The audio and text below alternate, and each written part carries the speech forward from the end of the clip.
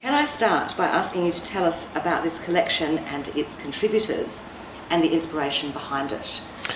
Yes, well, of course, as you know, this year saw the 400th anniversary of Shakespeare's death.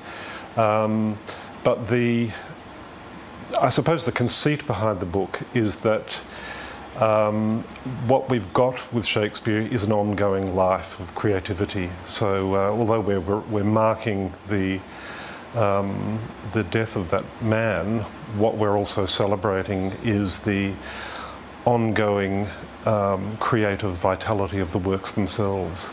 And the book really gathers together a whole range of, firstly, academic commentators who look at Shakespeare's impact on a variety of artistic practices and traditions and so on, from film to music to poetry to drama and so on. And then it gathers a number of shorter reflections from directors, actors, choreographers, poets and so on.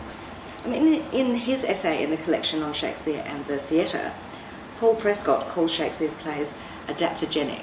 So I assume he's invented this word, which I think is a magnificent one. Yeah. Can you tell us about some of the more notable adaptations of Shakespeare's work? Yes, there are so many, and one of the I think the pleasures of the book for anyone who dips into it, if I can just promote the book for a moment, is that you get a sense of the enormous variety of artistic responses, reactions, in some cases resistances to Shakespeare's work, so that it's almost hard to think of a single medium that hasn't, in some sense or other, over time responded to Shakespeare's writing. What are some of the other reasons that you think make Shakespeare's work adaptogenic? I think partly it's because of this quality of unfinishedness. In other words, works that are as open or as dialogical as Shakespeare's, that's to say, works that pit one position or view of life against another. So if you think about it, you know, Shakespeare's plays, I think that this is one of the truest things that's ever been said about Shakespeare, that his art is based on contrast.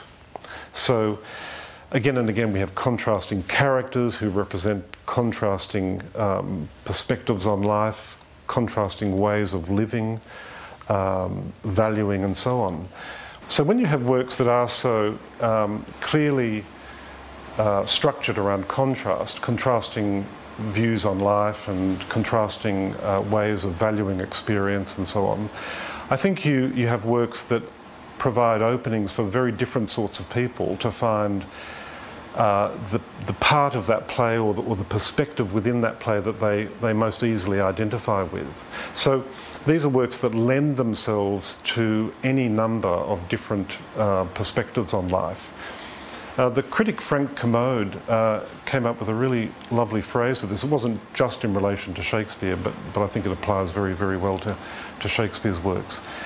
He said that classic works are patient of interpretation, so that rather than you know, delivering one simple message, which in the nature of things is only going to appeal to those who like that message, when you have works of such ambivalence and complexity and comprehensiveness as Shakespeare's, more people will find elements of whatever play it might be to identify with and to feel that that speaks particularly to them. And that's why I think the works have lent themselves to an extraordinary range of